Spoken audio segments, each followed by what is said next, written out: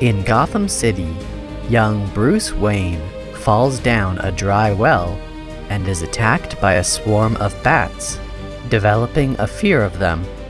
Attending the opera with his parents, Thomas and Martha, Bruce becomes frightened by performers masquerading as bats and asks to leave. Outside, mugger Joe Chill murders Bruce's parents in front of him, and the orphaned Bruce is raised by the family butler, Alfred Pennyworth. 14 years later, Chill is paroled after testifying against mafia boss Carmine Falcone. Bruce intends to murder Chill to avenge his parents, but one of Falcone's assassins does so first. Bruce's childhood friend, Rachel Dawes, berates him for acting outside the justice system, saying that his father would be ashamed. After confronting Falcone, who tells him that real power comes from being feared, Bruce spends the next 7 years traveling the world, training in combat and immersing himself in the criminal underworld. In a Bhutan prison, he meets Henri Ducard, who recruits him to the League of Shadows led by Ra's al Ghul.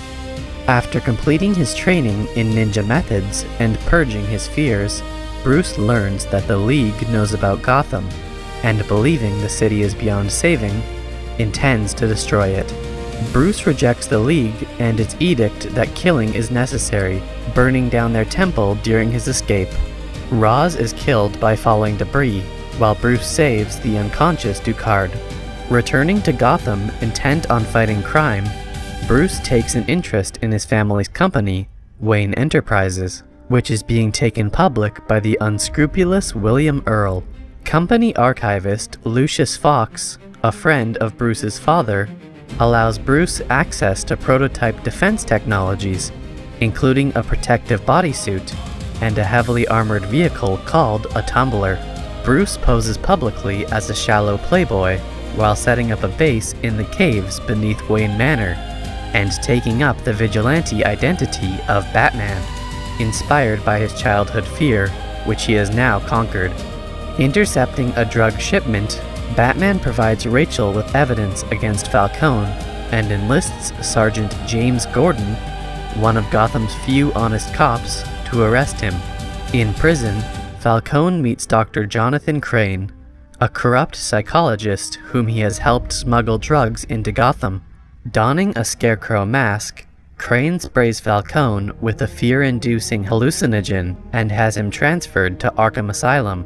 While investigating the scarecrow, Batman is incapacitated by the hallucinogen, but is saved by Alfred and given an antidote developed by Fox.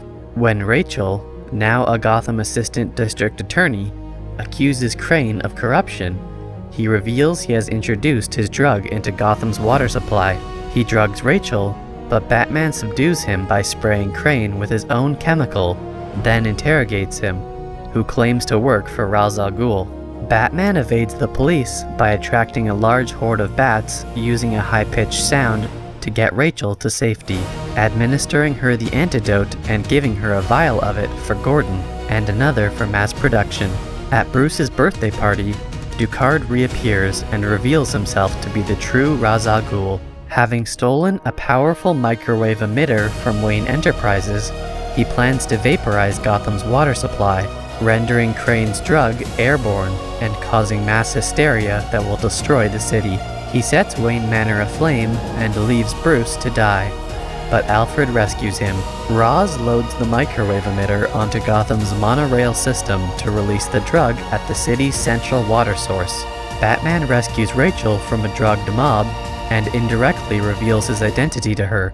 Confronting Ra's at the monorail, as Gordon uses the Tumbler's cannons to destroy a section of the track, Batman refuses to kill Ra's, but chooses not to save him, gliding from the train as it crashes, killing Ra's. Bruce gains Rachel's respect and love, but she decides she cannot be with him now, telling him if Gotham should no longer need Batman, they can be together. Batman becomes a public hero, and Bruce reveals he has purchased a controlling stake in Wayne Enterprises, firing Earl and replacing him with Fox. Sergeant Gordon is promoted to lieutenant, shows Batman the bat signal, and tells him about a criminal who leaves behind Joker playing cards. Batman promises to look into it and disappears into the night.